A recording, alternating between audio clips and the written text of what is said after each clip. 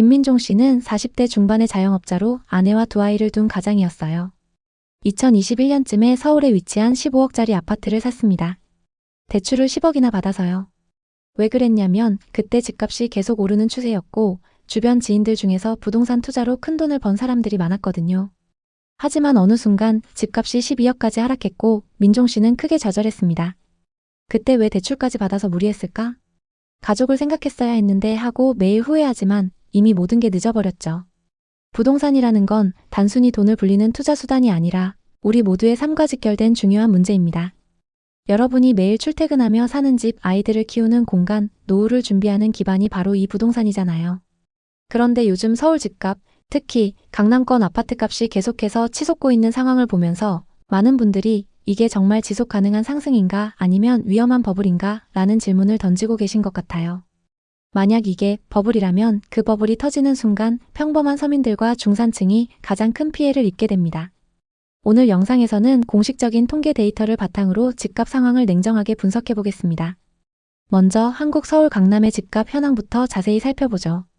2025년 현재 서울 강남구 아파트의 평당 평균 가격이 이미 1억 원을 훌쩍 넘어섰다는 건 여러분도 뉴스를 통해 들어보셨을 거예요.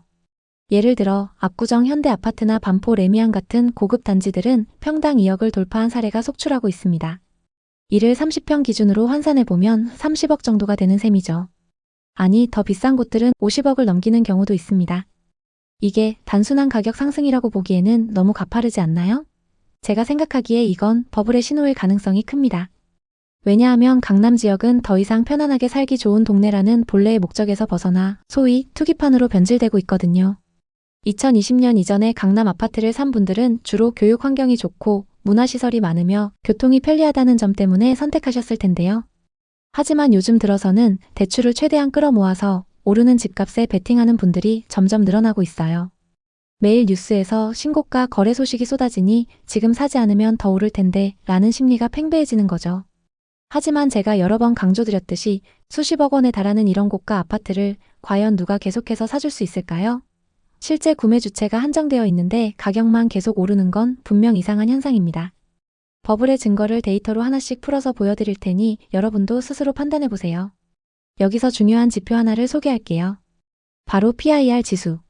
이건 집값을 연봉으로 나눠서 몇 년 동안 한 푼도 안 쓰고 모아야 그 집을 살 수 있는지를 계산하는 지표죠. PIR이 높을수록 버블 가능성이 크다는 뜻입니다. 서울 강남의 경우 주민들의 연평균 소득이 통계청 자료로 약 8,649만 원 정도 되는데 30평의 고가 아파트 가격이 30억이라고 치면 이걸 나누면 무려 35년이 걸려요. 아니 35년이라니. 돈 한 푼 안 쓰고 평생 저축해야 겨우 집 한 채를 마련할 수 있다는 거예요. 더 심각한 건 압구정동이나 반포 같은 초고가 아파트예요. 50억짜리 30평 아파트를 소득으로 나누면 60년이 걸립니다. 만약 연봉의 반만 쓰고 나머지 반을 저축한다고 가정해도 120년이에요. 몇 세대가 지나야 집을 사는 가격이라는 거죠. 이게 과연 정상적인 시장이라고 볼 수 있을까요? 버블이 아니라면 뭐라고 설명할 수 있나요? 실제로 2025년 통계에 따르면 서울의 PIR은 전 세계적으로도 높은 수준이고요. 한국은행 분석으로는 서울 아파트 PIR이 18.4배로 월급 한 푼도 안 쓰고 18년 이상 모아야 집을 산다는 결과가 나왔습니다. 게다가 2025년 1분기 수도권 PIR은 10.2로 여전히 높은 편이에요. 이 지표를 보면 서울 집값이 소득 수준에 비해 얼마나 과열되었는지 명확히 알 수 있죠. 여러분, 이 숫자들을 보시면서 내가 정말 이 집을 살 수 있을까? 하고 한번 생각해 보세요. 김민종 씨는 40대 중반의 자영업자로 아내와 두 아이를 둔 가장이었어요. 2021년쯤에 서울에 위치한 15억짜리 아파트를 샀습니다. 대출을 10억이나 받아서요. 왜 그랬냐면 그때 집값이 계속 오르는 추세였고 주변 지인들 중에서 부동산 투자로 큰돈을 번 사람들이 많았거든요. 유튜브나 온라인 커뮤니티에서도 레버리지 투자가 대세라고 떠들썩하니 김민종 씨도 지금 사면 더 오를 테고 나중에 팔아서 이익을 볼 수 있을 거야 라고 생각하며 덜컥 매수한 거예요. 처음에는 모든 게 순조로웠어요. 집값이 조금씩 오르면서 매달 이자 부담이 있지만 버틸만 했죠. 그런데 2023년 말부터 상황이 바뀌기 시작했어요. 정부의 부동산 규제가 강화되고 기준금리가 인상되면서 집값이 주춤하더니 20% 이상 떨어졌습니다. 김민종 씨의 아파트는 12억으로 가치가 하락했고 대출 이자도 감당하기 어려워졌습니다. 장사가 안 되면서 매출이 줄고 상가 월세를 내는데 급급했죠. 가족 생활비를 감당하기도 벅찬 상황에 이르렀고 아내와는 매일 다투게 됐습니다. 그때 왜 대출까지 받아서 무리했을까? 가족을 생각했어야 했는데 하고 매일 후회하지만 이미 모든 게 늦어버렸죠. 이 사례처럼 심리에 휩쓸려 무리한 투자를 하면 개인의 삶뿐만 아니라 가족 전체가 무너질 수 있어요. 계속해서 소득 수준과 집값을 더 깊이 비교해보죠. 서울 강남 주민들의 연평균 소득이 8,649만 원이라는 건 통계청의 지역 근로소득 지표에서 나온 거예요. 그런데 이 소득으로 30억짜리 집을 사는 게 현실적으로 가능할까요? 게다가 2025년 데이터로 보면 서울 아파트 거래량은 점점 줄어들고 있는데 가격은 여전히 고공행진을 하고 있어요. 이게 진짜 수요에 의한 건지 아니면 투기성 심리에 의한 착시 현상인지 의심스러운 부분이 많죠. 한국부동산원 통계에 따르면 2025년 7월 전국 주택가격 동향조사에서 서울 아파트 가격 변동률은 여전히 양호하지만 거래량은 감소세를 보이고 있습니다. 특히 대출 규제가 강화된 6.27 대책 발표 후 서울 아파트 거래량이 64.6%나 떨어졌고 가격 상승폭도 둔화됐어요. 금리 인상과 규제로 인해 고가 아파트 거래가 절반 이하로 줄어든 상황인데 이게 버블의 전조가 아닌가 싶습니다. 거래가 줄면 가격이 안정되어야 정상인데 오히려 가격만 오르는 건 수요가 아닌 심리에 의존하고 있다는 증거예요. 이수진 씨는 30대 후반의 프리랜서 유튜버로 싱글 라이프를 즐기며 고소득을 올리고 있었어요.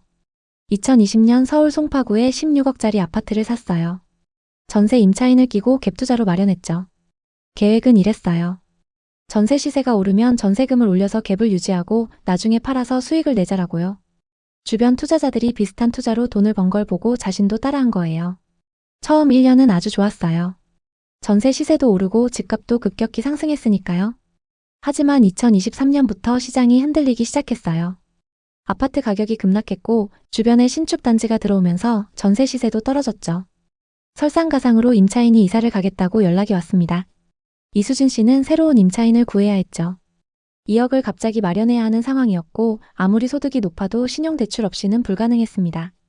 게다가 시세가 20%나 떨어져 아파트 가치도 추락했습니다. 갭투자는 리스크가 없다는 말을 믿고 덜컥 사버린 게 너무 후회됐죠. 왜 안정적으로 가지 않고 무리한 갭투자를 했을까? 더 안전한 투자 방식을 공부했어야 했는데 하고 후회하지만 이미 잃어버린 돈과 시간은 돌이킬 수 없죠. 이처럼 갭투자나 레버리지 투자 같은 고위험 전략이 실패하면 평생 후유증이 남아요. 버블의 더 확실한 증거로 서울의 부자 수를 비교해보죠. 여기서 부자는 부동산 자산을 빼고 현금성 자산으로 100만 달러, 우리 돈으로 약 13억 8천만 원 이상 보유한 사람들을 말해요. 2025년 기준으로 서울에 이런 사람들이 8만 2천 명 정도 된다고 해요. 한국 전체 100만 장자가 130만 명으로 세계 10위지만 이 숫자가 비싼 집값을 지탱할 만큼 충분할까요? 이 부자 숫자로 보면 서울 집값이 이 정도로 비쌀 이유가 없어요. 파레토 법칙, 즉 상위 20%가 80%의 부를 소유한다는 원리를 적용해 산출한 데이터인데 복잡하지만 결론은 명확하죠. 서울 집값은 거품입니다. 왜 이런 버블이 생겼을까요? 첫째로 부동산 불패 신화가 여전히 강력해요. 특히 30, 40대는 과거 부동산 폭락을 경험하지 않아서 대출을 두려워하지 않습니다. 둘째로 정책 실패예요. 정부가 규제만 강화하고 공급을 늘리지 않아서요. 2025년에도 토지거래 허가제 확대와 대출 총량 관리로 거래가 얼어붙었어요. 미래는 어떨까요? 안타깝지만 집값은 이렇게 될 가능성이 큽니다. 버블이 슬슬 터지기 시작할 수 있어요. 그나마 주거용 부동산 중에서도 아파트 가격은 버텨주고 있습니다. 하지만 상업용 부동산은 이미 하락 중이고 비아파트 부동산 전반적으로 분위기가 좋지 않습니다. 버블이 언제 터질지 모르죠. 최근 뉴스를 보니 거래는 멈췄는데 가격은 오르고 공급 절벽이 우려되고 있어요. 전문가들은 내년 상반기 반등을 전망하지만 버블 붕괴 시나리오도 나오고 있습니다. 이는 일본 버블이나 미국 금융위기처럼 예고 없이 올 수 있어요. 2027년, 2029년 위기설도 있죠. 버블이 터지면 중산층과 서민층이 가장 크게 피해를 봅니다. 박준호 씨는 50대 초반의 자영업자로 베이커리 카페를 운영하며 안정적인 삶을 살고 있었어요. 2021년 초에 서울 마포구 아파트에 15억을 투자했어요. 금리 인상 전망에도 불구하고 서울은 불패야 라는 믿음으로 대출 10억을 끌었죠. 주변 상인들이 부동산으로 돈 번 걸 보고 따라한 거예요. 처음에는 카페 매출이 좋아서 이자 부담이 괜찮았지만 어느 순간부터 버티기 어려운 상황이 됐죠. 매달 상가 월세와 아파트 이자 상환 부담이 늘었고 카페 매출은 경제 둔화로 줄었습니다. 게다가 집값은 급격히 하락했습니다. 아파트를 팔까 고민했지만 손해가 3억이 넘어서 그러지도 못했죠. 지금은 빚 갚느라 카페 크기를 줄이고 일하는 직원도 줄였습니다. 왜 심리에 휩쓸렸을까? 좀 더 신중했어야 했는데 하고 후회하지만 늦었죠. 계속해서 더 자세히 분석해 보겠습니다. 2025년 서울 아파트 평균 매매가 현황을 보면 평균 13억 4천만 원, 그중 강남구는 26억 3천만 원으로 고공행진 중이에요. 하지만 거래량은 급감했죠. 금융당국의 대출 규제 영향이에요. 정부의 627 대책으로 대출 총량 관리 도입, 고강도 규제로 서울 거래가 60% 이상 급감했어요. 가격은 오르지만 착시 현상일 수 있어요. 또 다른 사례 최은미 씨예요. 40대 주부로 남편과 함께 2021년 강북 아파트에 12억을 투자했어요. 저점 매수라고 생각하고 갭으로 투자했죠. 그런데 전세와 매매 시세가 동반 하락하면서 역전세를 맞았어요. 전세 갱신 시점에 1억 5천만 원을 돌려주기 위해 고금리 신용대출까지 받았죠. 더 슬픈 건 집값은 10억으로 하락했어요. 어떻게든 버티고 있지만 버블을 무시하고 샀다고 후회하고 있습니다. 많은 전문가들은 2025년 하반기 서울 수도권 부동산 시장을 관망과 약세로 예상하고 있습니다. 내년 반등을 기대하고 있지만 버블 붕괴 시나리오도 나오고 있죠. 게다가 정부가 앞으로 규제를 더욱 강화한다고 합니다. 여기서 중요한 건 위기가 올 때 대비하는 것입니다. 지금까지 경제가 좋다고 말했던 적은 없는 것 같습니다. 하지만 지금도 누군가는 돈을 벌고 있죠. 언제 터질지 모르는 위기, 이 위기를 정확히 예측하지 못합니다. 하지만 미리 철저하게 준비를 한다면 앞서 살펴본 투자자들과 같은 실패는 면할 수 있습니다. 혹시 이와 비슷한 부동산 고민을 하고 계신가요? 여러분의 이야기가 있다면 자유롭게 공유해주세요. 당신의 경험이 누군가에게 큰 힘이 될 수 있습니다. 오늘의 이야기에 공감하셨다면 구독과 좋아요를 눌러주세요. 오늘도 시청해주셔서 감사합니다. 다음 편엔 더 좋은 내용으로 찾아뵙겠습니다.